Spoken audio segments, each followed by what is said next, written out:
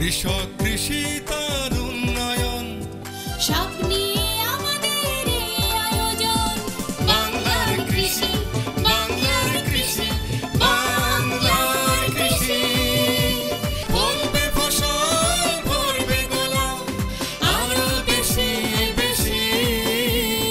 বাংলার কৃষি, বাংলার কৃষি, বাংলার কৃষি, বাংলার কৃষি, বাংলার কৃষি। সুপ্রিয় দর্শক, বাংলা কৃষি অনুষ্ঠান থেকে আপনাদের সবাইকে শুভেচ্ছা। কৃষি তথ্য, প্রযুক্তি, পরামর্শ এসব নিয়ে আমাদের প্রতিদিনের কৃষি বিষয়ক অনুষ্ঠান বাংলার কৃষি। কৃষক ভাইরা আমাদের আজকের বাংলার কৃষি অনুষ্ঠানে দেখবেন এ সময় আপনার মাঠ ফসলের করণীয় সম্পর্কে একটি মাঠ প্রতিবেদন, সেই সঙ্গে কৃষি বিষয়ক কিছু গুরুত্বপূর্ণ তথ্য এবং পরামর্শ, আর শেষাংশে থাকছে প্রাণী সম্পদ বিষয়ক প্রতিবেদন। শুরুতেই মাঠ প্রতিবেদন।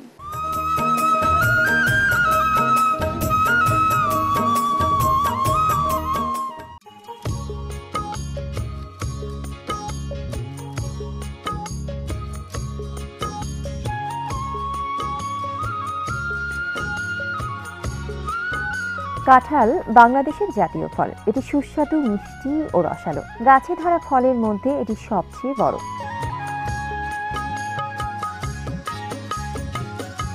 কাঁঠালে রয়েছে প্রচুর পরিমাণে ভিটামিন এ, বি ও সি।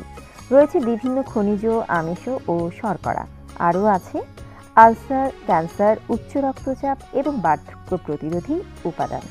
বাংলাদেশের আর্দ্র ও গরম আবহাওয়া এবং সুনিষ্কাশিত পলি মাটি কাঁঠালের জন্য বিশেষভাবে উপযোগী।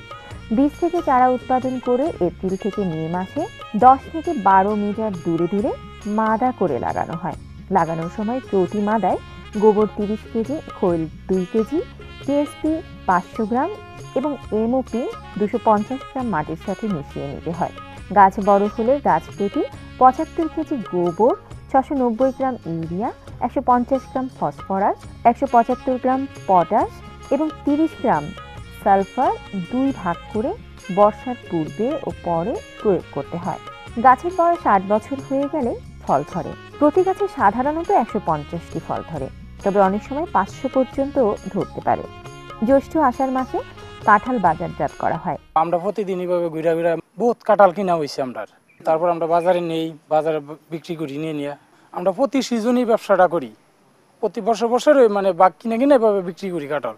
বাঘে কাঁঠাল অনেক বড় বড় হয়, তাও এটা বিক্রি করি আমরা যা 2-1 পয়সা পাই, তা দিয়ে আমরা চলাফেরা করি, খাই। এই ব্যবসা করে আমরা অনেক লাভবান। নরসিংদী এলাকায় শ্রাবণ ভাদ্র মাস পর্যন্ত গাছে কাঁঠাল দেখা যায়। সেখানে গিয়ে দেখা যায় এখনো ক্রেতারা বাড়ি বাড়ি থেকে কাঁঠাল কিনে বাজারে নিচ্ছে। কাঁঠালের রসালো অংশ সরাসরি খাওয়া যায়। কাঁচা কাঁঠাল সবজি হিসেবে ব্যবহার করা যায়।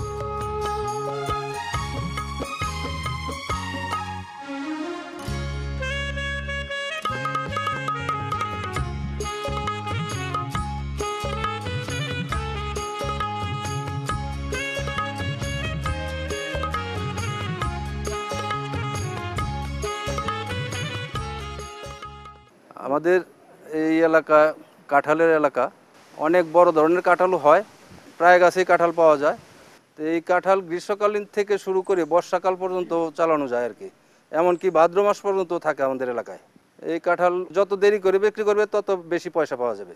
সাধারণত কৃষকরা এই পরিচর্যার মাধ্যমে এগুলির দীর্ঘায়িত করার চেষ্টা করে এবং বেশি লাভবান হয়। বাংলার কৃষি, বাংলার কৃষি, বাংলার কৃষি। বন্যার সময় বীজ, সার, কৃষি যন্ত্রপাতি উঁচু ও নিরাপদ স্থানে রাখুন। বন্যামুক্ত জায়গায় বীজতলা তৈরি করুন এবং দাপক পদ্ধতিতে তৈরিকৃত চারা 2 সপ্তাহের মধ্যে তুলে জমিতে রোপণ করুন।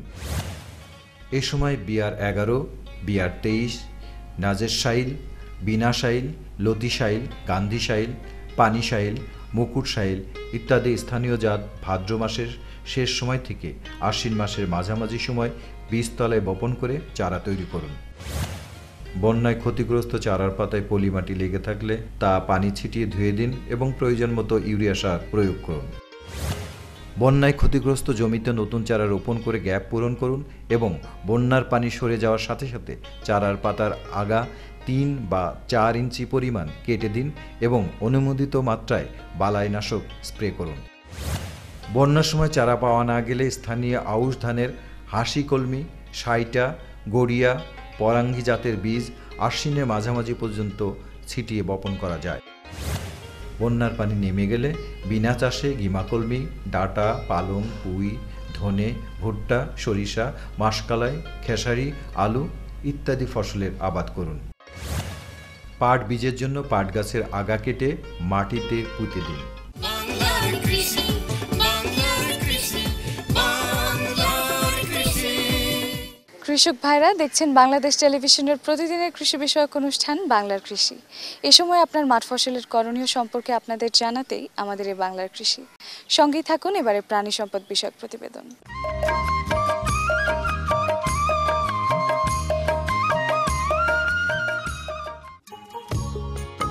কবুতর একটি গৃহপালিত পাখি, শৌখিনতা ও আভিজাত্যের প্রতীক। কবুতরকে অনেকে বলেন শান্তির পায়রা। আমাদের দেশে রয়েছে অসংখ্য জাতের কবুতর, যেমন সাদা কিং, লাল কিং, ব্রেইন, সিরাজি, লক্ষা, হোমার, মুখী, গিরিবাজ এবং দেশীয় প্রজাতির গুল্লা ইত্যাদি।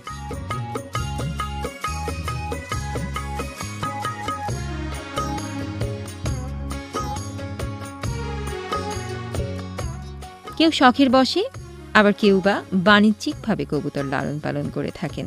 মাসুদুর রহমান খান প্রথমে অনেকটা শখের বশেই নিজ বাড়ির আঙিনায় মাত্র 2 জোড়া কবুতর দিয়ে শুরু করেছিলেন।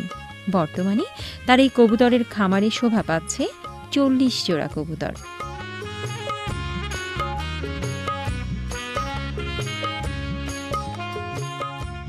কবুতর প্রতি মাসে 2টি করে ডিম দেয়। কবুতর দানাদার খাদ্য পছন্দ করে। গম, ভুট্টা, কলাই, মসুর এবং সরিষা হচ্ছে কবুতরের প্রধান খাবার। তিনি নিজেই কবুতরের খাবার দেন এবং পরিচর্যা করেন। কবুতরের মাংস অত্যন্ত পুষ্টিকর এবং সুস্বাদু। দেশীয় জাত গোল্লা কবুতর মাংসের জন্য খুবই ভালো। একজন ছাত্র কিংবা ছাত্রী অথবা বেকার যুবক মাত্র 10 জোড়া কবুতর পালন করে আস্তে আস্তে স্বাবলম্বী হতে পারেন, কারণ 1 জোড়া লাল কিং এবং হোমার এর বাচ্চা 5,000 টাকা পর্যন্ত বিক্রি হয়। কবুতর পালনে একদিকে যেমন পুষ্টির চাহিদা পূরণ হবে, অন্যদিকে প্রাকৃতিক ভারসাম্য বজায় রাখার মাধ্যমে জীববৈচিত্র্য রক্ষা করতে পারি।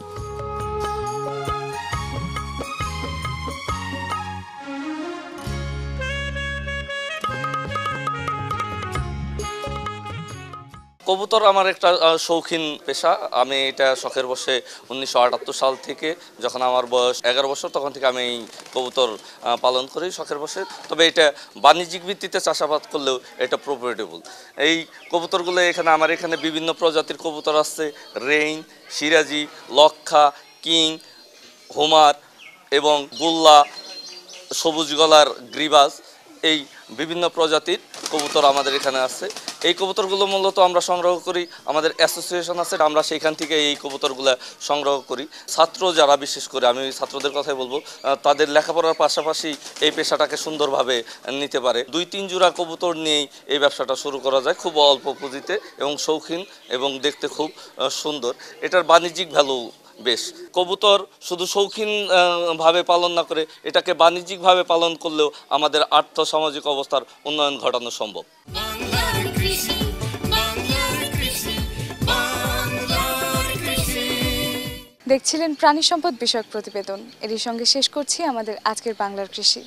বাংলার কৃষি আগামীকাল একই সময় প্রচারিত হবে। এছাড়াও আমাদের অনুষ্ঠান সম্পর্কে আপনার যে কোনো মতামত আমাদের লিখে পাঠাতে পারেন। আমাদের লিখবার ঠিকানা প্রযোজক বাংলার কৃষি, কক্ষ নং 222, বাংলাদেশ টেলিভিশন, টেলিভিশন ভবন, রামপুরা, ঢাকা। আমাদের ইমেইল নাম্বার banglarkrishi@ais.gov.bt। আমাদের ফেসবুক আইডি বাংলার কৃষি। আপনারা ইচ্ছা করলে আমাদের অনুষ্ঠানটি ইউটিউবেও দেখতে পারেন। কৃষক ভাইরা আপনারা ভালো থাকবেন, সুস্থ থাকবেন, এই কামনায় শেষ করছি আমাদের আজকের বাংলার কৃষি। আল্লাহ হাফিজ। কৃষক কৃষি তার উন্নয়ন স্বপ্ন